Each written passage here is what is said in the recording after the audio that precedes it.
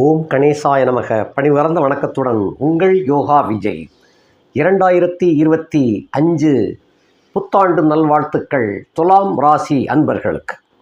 இந்த ஆண்டு உங்களுக்கு நினைத்த காரியம் நடப்பதற்கு, நினைத்ததெல்லாம் நடப்பதற்கு ஆண்டவன் அருள் புரிவாராக என்று பிரார்த்தித்து கொண்டு இந்த ஆண்டு பலன்கள் உங்களுக்கு எப்படி இருக்கும் என்பதை பற்றி சுருக்கமாக பார்க்கலாம்.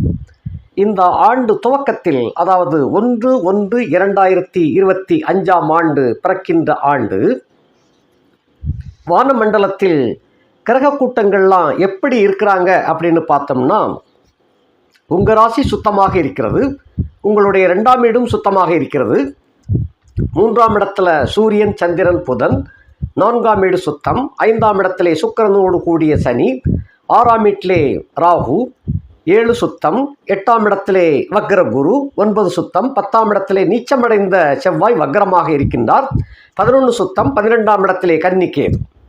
இந்த காட்சியில் அந்த வான மண்டலத்தில் கிரகங்கள் ஒன்று கூடி இருக்கிறாங்க. அதாவது அவங்கவுங்க இருப்பிடம் இந்த மாதிரி அமைஞ்சிருக்கு.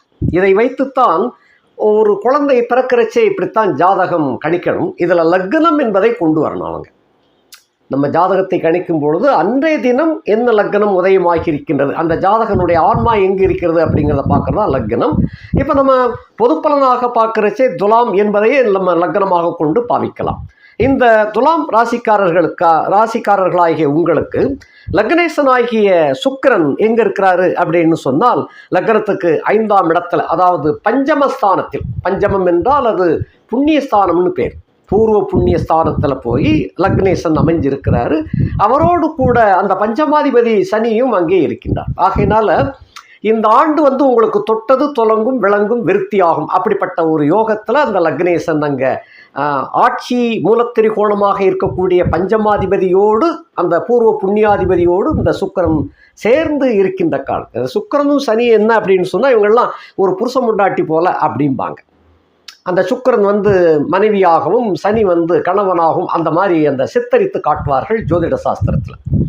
அதாவது அந்த உங்களுடைய லக்னேசன் தசை யோக தசை எப்பயுமே துலா ராசியில் பிறந்தவங்களுக்கு சுக்கிர தசை யோக தசை. இது துலா லக்னத்துக்கு முழுமையாக பொருந்தும். துலா ராசியிலே பிறந்தவர்களுக்கு உங்கள் லக்னம் என்ன, சுய ஜாதகத்தில் உங்கள் லக்னேசன் என்ன லக்னம்னு பார்த்துக்கங்க.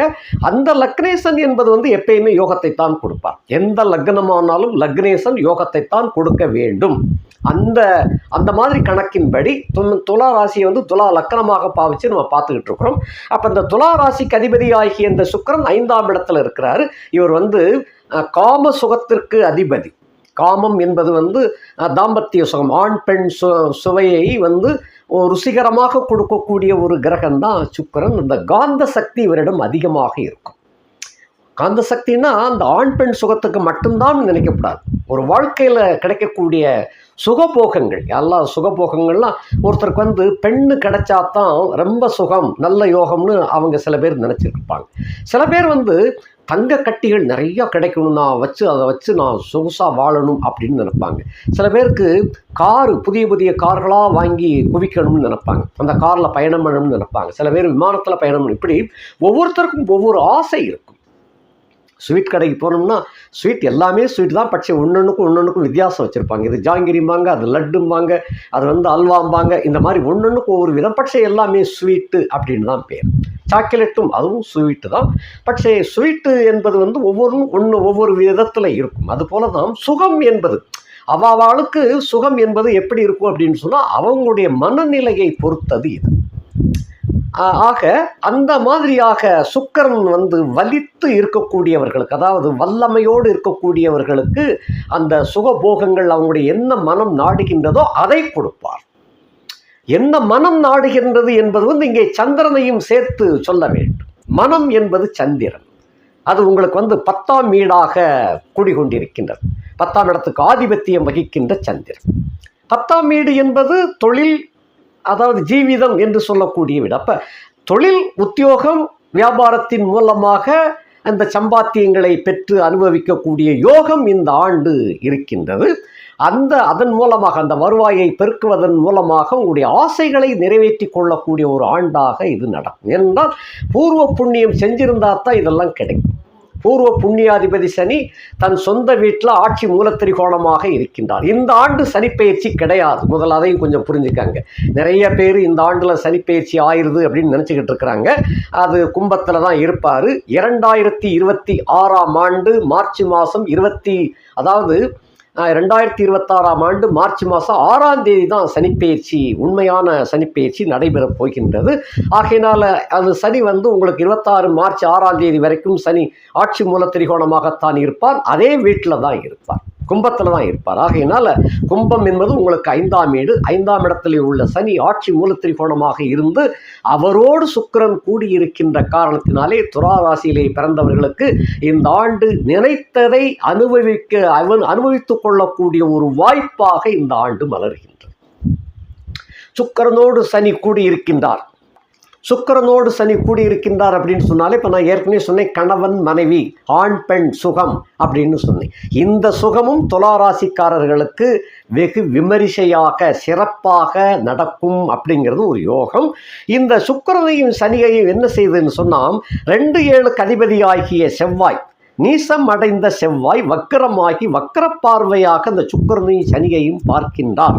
இதில் ஒரு சிக்கல் என்ன அப்படின்னு சொன்னால், 2-7க்குடைய செவ்வாய், 2-7க்குடைய செவ்வாய் 2ஆம் வீடு என்பது தனம், குடும்பம், வாக்கு அப்படின்னு சொல்லணும். இதில் குடும்பம் அப்படிங்கிற அந்த சப்ஜெக்ட் எடுத்துக்கிடுவோம்.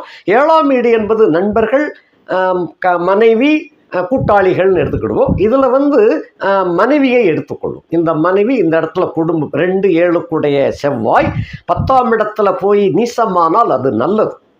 2-7க்குடையவன் 10ல், ஏன்னா 10ஆம் வீடு செவ்வாய்க்கு தோஷமான வீடு.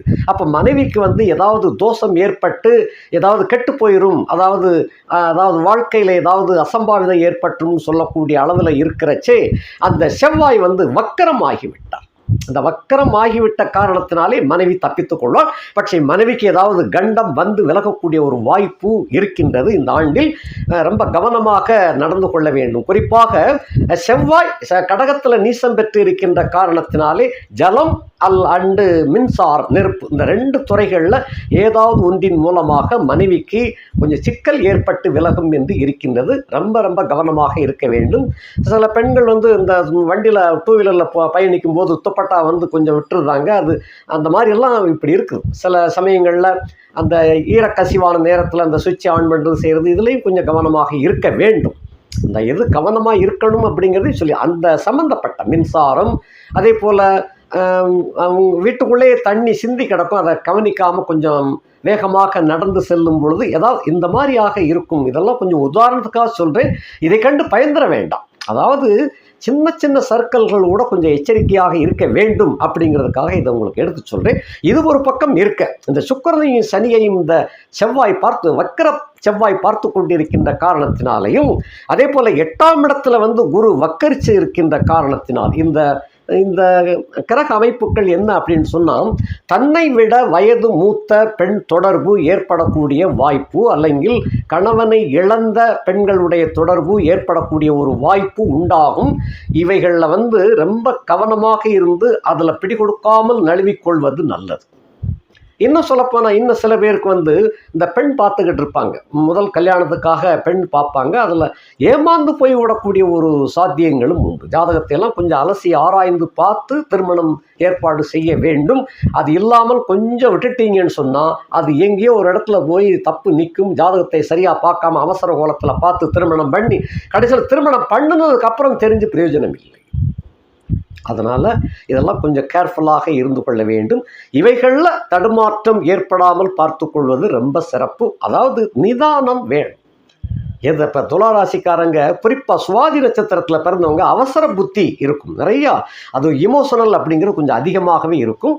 இதை கொஞ்சம் கட்டுப்பாடு செய்து கொண்டு கொஞ்சம் நிதானமாக சிந்தித்து செயல்பட்டால் வெற்றி கிடைக்கும். இதுதான் அந்த ஆண்டினுடைய முக்கியத்துவம். அதான் இப்போ சில பேர் என்னலாம், சாமி குரு தான் 9ஆம் இடத்துக்கு போயிடுவார்ல, எங்கள் ராசியை பார்ப்பார்ல, ராகு பேச்சியாகி கீழே இறங்கிடுவார்ல, அப்போ எங்களுக்கு பிரச்சனை இல்லைல்ல அப்படின்னு கேட்கலாம். அதாவது குழந்தை பிறக்கிறச்சே என்ன கிரக சூழ்நிலை அதை வச்சு தான் நம்ம பார்க்கணும். அதே போல தான் வருஷம் பிறக்கிறச்சே அந்த கிரக கூட்டங்கள் எப்படி இருக்கிறோ அதுதான் ஜாதகம்.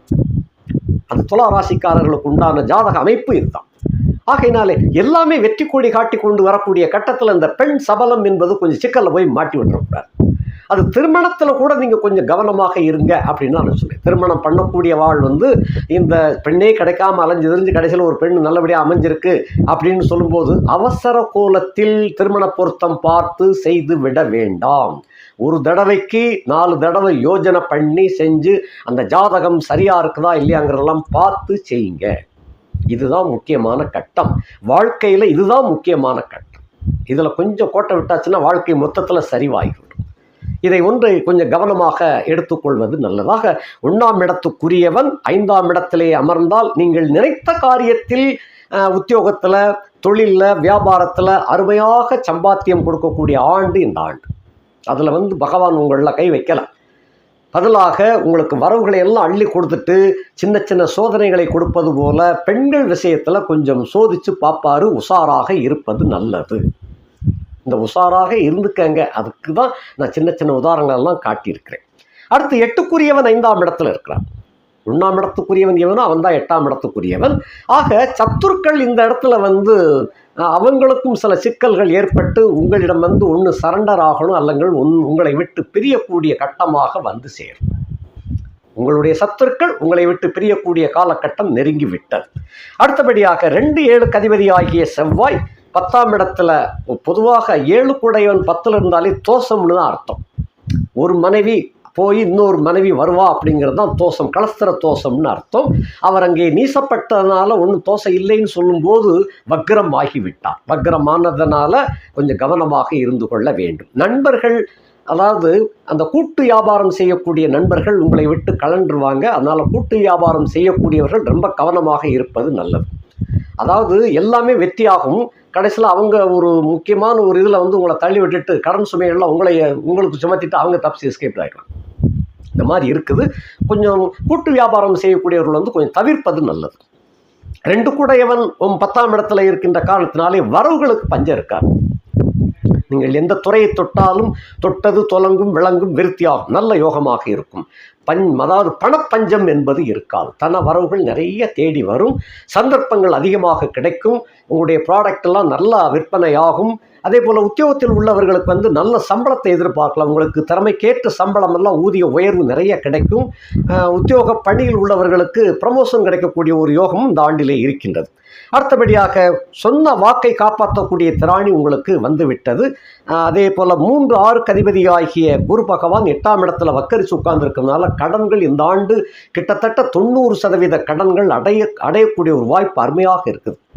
அந்த கடன் அடையக்கூடிய யோகத்தை குரு பகவான் கொடுக்கின்றார். அந்த 3க்குரியவன் 8ஆம் இடத்துல இருக்கின்ற காரணத்தினாலே அந்த கள ஒழுக்கம் தவறப்படும் அப்படின்னு இருக்குது. அதில் கொஞ்சம் கேர்ஃபுல்லாக இருந்துக்கங்க. அடுத்தபடியாக அந்த பயணம் என்பது உங்களுக்கு வெற்றியை கொடுக்கும். எந்த பயணமாக இருந்தாலும் பயணத்தின் மூலமாக சம்பாத்தியம் கிடைக்கக்கூடியதாக அமையும். 4-5 அதிபதி ஆகிய சனி 5ஆம் இடத்திலே ஆட்சி மூல திரிகோணமாக அமர்ந்து சுக்கிரனோடு கூடியிருக்கின்ற காரணத்தினாலே குலதெய்வ அருளும் பெரியோர்களுடைய ஆசீர்வாதமும் குரு பகவானுடைய ஆசீர்வாதம், அதே போல் குருக்களுடைய ஆசீர்வாதம் உங்களுக்கு கிடைக்கக்கூடிய யோகம் இருக்கின்றது. இதுக்கு இடையில செவ்வாய் பார்க்கின்ற காரணத்தினாலே பூர்வ புண்ணிய சொத்து பத்துக்களில் கொஞ்சம் வில்லங்கம் ஏற்பட்டு அதன் பின்னர் சரியாகி உங்களுக்கு கிடைக்க வேண்டியது கண்டிப்பாக கிடைக்கப் பெறுவீர்கள். 9-12 அதிபதி ஆகிய புதன் என்ற கிரகம் லக்னத்திற்கு 3ஆம் இடத்துல சூரியன் சந்திரன் புதனோடு சேர்ந்து காணப்படுகின்ற காரணத்தினாலும் அவருக்கு 6ஆம் இடத்துல குரு வக்கரி உட்கார்ந்திருக்கின்ற காரணத்தினாலும் தோப்பனாருக்கு ஆயுள் கெட்டியாக இருக்கும். உடல்நலன் இவைகள்லாம் சரியாகும். அதே சமயத்தில் மருத்துவ செலவுகளும் தோப்பனாருக்கு ஏற்படுகின்ற கட்டமாக அது அமைந்திருக்கின்றது. இருப்பினும் கண்டம் எதுவும் வராது, தப்பித்துக் கொள்வார் என்பது கணக்கு. அடுத்தபடியாக அயனசயன போக பாக்கியத்தை தங்கு தடையின்றி கிடைக்கப் பெறுவீர்கள். அது பின்ன 10க்கு அதிபதி ஆகிய சந்திரன் 2ஆம், அதாவது உங்களுக்கு 3ஆம் இடத்துல சூரியன் புதனோடு கூடியிருக்கின்ற காரணத்தினாலே தொழில் வளம் மிகச்சிறப்பாக விளங்கும். உத்தியோகத்தில் எந்த விதமான பிரச்சனைகள் இருந்தாலும் எல்லாமே சரியாகி வெற்றி கொடி நாட்டக்கூடிய ஒரு அருமையான காலகட்டமாக விளங்கும். ஏனென்றால் சந்திரன் சூரியனோடு சேர்ந்து அமாவாசையாகி வளர்பிறை சந்திரனாக ஆன போதிலும் கூட அமாவாசையினுடைய தாக்கம் இருக்கும். ஆகையினால் இது துவிதியை தீதியில் தான் அந்த வருஷம் பிறக்குது. வளர்பிறை துவிதியை தீதியில் பிறக்குது. ஆக அந்த வளர்பிறை அமாவாசை என்பது ஒரு 5 நாளைக்கு அந்த அமாவாசையினுடைய தாக்கம் இருக்கும். ஆகையினாலே தொழில் 10 கூடையவன் அதாவது தோஷமானால் தான் அது ராஜயோகம். 10 குடையவன் வந்து தோஷத்தெல்லாம் இருக்காருன்னே கணக்கு எடுத்துக்கலாம். ஆகையினாலே அது தொழில் வளம் மிகச்சிறப்பாக இருக்கும். வெளிநாடுகளுக்கு சரக்கு ஏற்றுமதி செய்யக்கூடியவர்களுக்கெல்லாம் இந்த ஆண்டு ஒரு பொற்காலம் என்று கூட சொல்லலாம். வெளிநாட்டுக்கே நீங்கள் போயிட்டு வரக்கூடிய ஒரு யோக அமைப்பும் இருக்கின்றது. 11 அதிபதி ஆகிய சூரியன் 3ஆம் இடத்திலே சந்திரன் புதனோடு கூடி அவருக்கு 6ஆம் இடத்துல அந்த குரு பகவான் வக்கரித்திருக்கின்ற காரணத்தினாலே லாபங்கள் மிகச்சிறப்பாக அமை 1க்கு 10 மடங்காக பெருகக்கூடிய ஒரு அருமையான வாய்ப்பாக இருக்கின்றது. இது போக 6இல் அமர்ந்த ராகுவும் 12இல் அமர்ந்த கேதுவும் உங்களுக்கு வளமான வாழ்க்கையை தருவதற்கு தயாராக இருக்கின்றார்கள். இவர்கள் பெயர்ச்சி அடைவதற்கு முன், இவங்க பயிற்சி வந்து ஏப்ரல் மாதம் பயிற்சி ஆகிறாரு.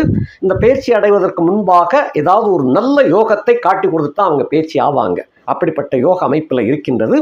இது போக பெரியவர்கள், வயது வந்தவர்களுக்கு, 60+ உள்ளவர்களுக்கு, துலா ராசியிலே பிறந்தவர்களுக்கு உங்களுக்கு அனுபவம் எக்கச்சக்கமாக இருக்கும்.